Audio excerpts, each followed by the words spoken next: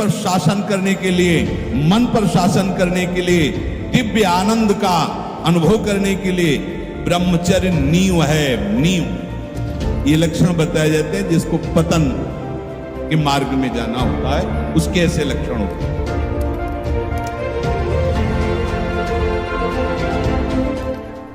जिसको कश्यप जी से उनके गुरुदेव कह रहे कि जिसको इस मनुष्य जन्म में पूर्व पुण्य कर्म या संत महात्माओं की कृपाओं से मुक्त होना होता है, उसके ऐसे लक्षण प्रकट हो जाते हैं। वो शरीर के जितने भोग हैं उन भोगों में उसका विचार प्रकट होने लगता है। कितना खाते हैं, ये कितना देखते रहेंगे, कितना भोगते रहेंगे, ये प्रारंभिक विचार प्रकट होने लगता है। मन कहता है ये संयोग कब तक रहेगा, कितना कितना विचार, अंदर विचार प्रकट। उस विचार से उसके हृदय में इस शरीर और इन भोगों की जलन से मुक्त होने की इच्छा जागृत होती है।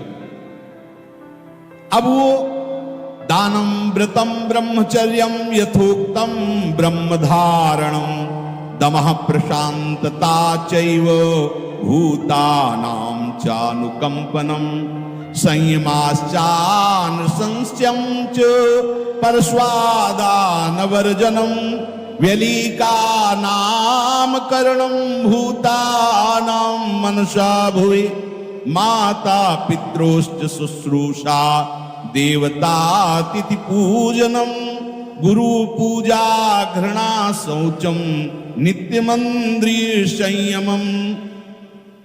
अब उसके हृदय में उदारता प्रकट होती है। क्या वो अब संयम में आने लगता है। कम आहार करना, सात्विक आहार करना। यार आहार से प्राण ही पोषण तो करना, चाहे जो कुछ पाओ, इस पर तो भाई संयम करना पड़ेगा। कुछ काल तक आप करके तो देखिए।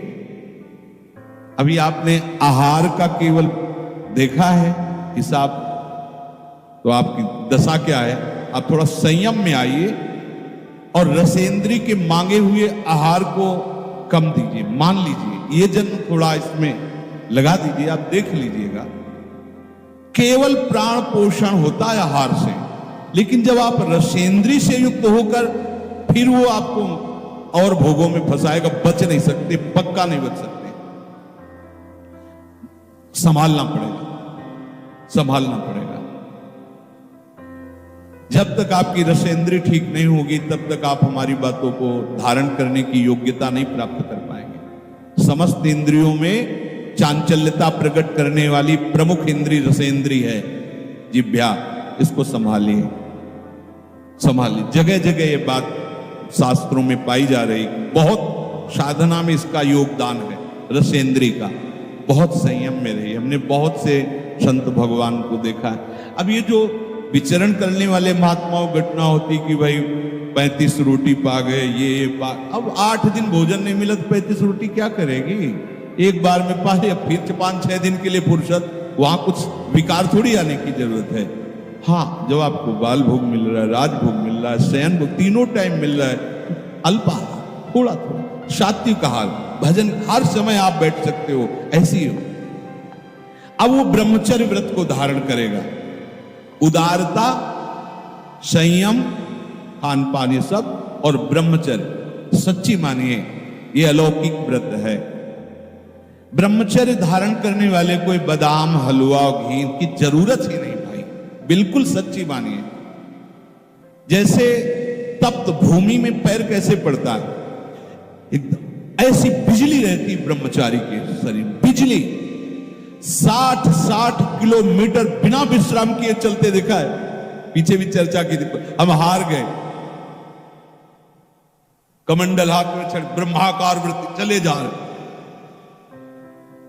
कब आहार मिलेगा, कब विश्राम, कोई मतलब नहीं। आहार भगवदाकार वृत्ति, ब्रह्मचर्य अत्यंत आवश्यक। जिसे आप खिलवाड़ समझ रहे हो, ये बहुत बड़ी हानि है जिन लोगों को ऐसा लगता है कि ब्रह्मचर्य छीण करके हम घी दूध पी करके या मकर और कौन सी भस्म और स्वर्ण भस्म मकर ध्वज और क्या क्या, भाई ये सब उसकी पूर्ति नहीं कर सकते। ध्यान रखना, जो ब्रह्मचर्य आपका छीण हुआ, जो नस नाड़ियों का अभ्यास आपका गलत बन गया, उसको कोई भी भस्म, कोई भी औषधि, कोई भी घी दूध बादाम पिस्ता पूर्ण नहीं कर सकता। ध्यान रखना, जिन लोगों को ऐसा लगता है वो भ्रम में है, वो भ्रम में है, वो भगवत आराधन की योग्यता खो देंगे। ब्रह्मचर्य अत्यंत आवश्यक है। नींद पर काबू पाने के लिए, शरीर पर शासन करने के लिए, मन पर शासन करने के लिए, दिव्य आनंद का अनुभव करने के लिए ब्रह्मचर्य नींव है, नींव। भले आप गृहस्थ में हैं तो शास्त्र आज्ञा करता है संतान उत्पत्ति आदि के लिए, बस बहुत जन्म हो गए खिलवाड़ करते हुए, थोड़ा तो संयम में इस जन्म में आ जाओ, चाहे गृहस्थ हो चाहे विरक्त हो। ऐसी प्रवृत्ति जो हम अनेक जन्मों से करते आए हैं, वही इस महामहिम मनुष्य शरीर को प्राप्त करके हम पुनः गलती दोहरा रहे हैं। अब हमको वो करना है जो आज तक किया नहीं। आज तक भोग करते रहे तो अब ब्रह्मचर्य से रहे, आज तक विषय चिंतन करते रहे तो भगवत सेवा चिंतन करेंगे, आज तक संसार के रूप का चिंतन करते अब स्वामी के रूप का चिंतन करेंगे, आज तक संसार का नाम गुणगान करते रहे, प्रपंच का, अब मैं प्रपंचातीत प्रभु के नाम का, उनके गुणों का गायन करूंगा। जब जिसको भगवत प्राप्ति होनी होती है मनुष्य शरीर में, तो ये संयोग प्राप्त होना शुरू हो जाता है। वो शास्त्रों का स्वाध्याय करने लगता है। इंद्रियों की चांचल्यता उसे अच्छी नहीं लगती, देखना ना भूलो, गंभीरता आने लगती है। कोई भी उससे बात करे मुस्कुराकर, ऐसा दयाचित, सब पर करुणा करने वाला उसका स्वभाव बनने लगेगा। चित्त विषय चिंतन के लिए लालायित नहीं होगा, लालची नहीं होगा, चित्त उदासीन हो, कुछ अच्छा ही नहीं लगता। स्वभाव में कोमलता, दूसरों से कुछ लेने की इच्छा का त्याग, किसी को भी मन से भी दुख ना पहुंचाने की सोचना, मन से भी किसी को दुख ना पहुंचाने की नहीं, किसी को मन से भी दुख हम ना सोचे कि भगवान देखो हमको गाली दिया, अपमानित किया, इसको ऐसा नहीं, ऐसा भी नहीं। सद्गुरुदेव भगवान की पूजा, पवित्रता का स्वभाव और अपने इन कर्मों का कभी प्रचार ना करना, ये है जिसकी उन्नति होनी, भगवत प्राप्ति होनी होती है। तो ये लक्षण उसके हृदय में जागते हैं। अपने शिष्य कश्यप जी को वो बोल रहे हैं। और जिसका पतन होना होता है, नाश होना होता है, उसे विपरीत बुद्धि प्राप्त हो जाती है। बुरी दशा आने के पहले बुद्धि बदली जाती है। उसके हृदय में विपरीत दशा जागृत होती है। विनाश काल में बुद्धि व्यावर्तते चास्य विनाशे प्रत्युपस्थिते, उसकी ऐसी बुद्धि में उल्टी भावना आ जाती कि कब तक ये सब, अरे भोगो यार, भगवान को मिलना होगा मिल जाए, सामने भोग उपस्थित, भोगो, उसमें धैर्य नहीं रहता।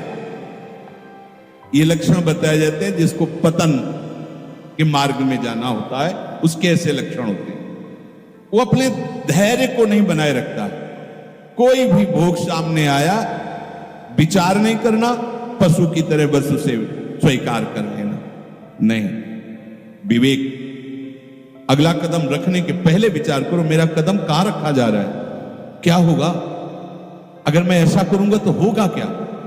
अगर हमारे हरि गुरु अपनी कृपा की नजर हमसे हटा लिए तो फिर होगा क्या। नहीं, बहुत बार ये सब किया, अब नहीं, नहीं, और भाग पड़े, ज्यादा नहीं नहीं के चक्कर में ना पड़े, उस स्थान से भाग पड़े जहां सामने भोग उपस्थित हो। धैर्यवान यदि ऐसा है कि कोई प्रभाव नहीं पड़ रहा, तो भी वहां ज्यादा न टिके, हट जाए। काजर की कोठरी में कैसो भी सयान हो जाए, दाग लागी है, पहलागी है, पहलागी है, महापुरुषों ने कहा है। उसका धैर्य खत्म हो जाता है, धैर्यवान नहीं रहता। बहुत ध्यान देने योग्य बात है। शिष्य को बता रहे जिसका मंगल होना होता है, उसके ऐसे लक्षण जो आप पहले वर्णन किए, और जिसका पतन होना होता उसके ऐसे लक्षण। अब वो विषयों के अनुकूल समय में मन पर अधिकार ना होने के कारण वो अपनी प्रकृति के विरुद्ध आचरण करना शुरू कर देता है। अपनी स्वाभाविक प्रवृत्ति प्रभु की तरफ होनी चाहिए, उनके हम अंश हैं, पर वो विरुद्ध आचरण जो भगवत मार्ग से हमें पतित कर दे, ऐसे आचरणों में खुश होकर वो चलने लगता है। अत्यंत हानि पहुंचाने वाली वो क्रियाएं करने लगता है। देख लीजिए ये सब, उनका क्या व्याख्या करें। अत्यंत हानि पहुंचाने वाली, पता नहीं है, और अपने जीवन को स्वयं नष्ट कर रहे। जब उनको शिक्षा दो तो उनको बुरा लगता है कि हमें ऐसे महासुख से वंचित क्यों कर रहे हैं। अरे पागल, ये कोई सुख है जो तुम्हें क्षीण कर रहा है, नष्ट कर रहा है। आओ सुख सिंधु प्रभु के नाम रूप में देखो, कैसा अपार सुख है। वो उन सब वस्तुओं का सेवन करता है जिससे उसकी बुद्धि भ्रष्ट हो जाए।